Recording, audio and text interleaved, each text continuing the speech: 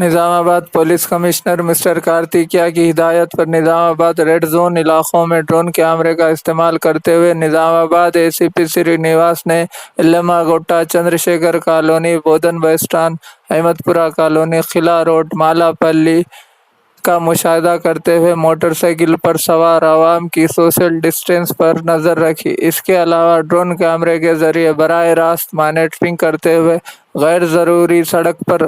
گھومنے والے افراد پر کیس درج کیا۔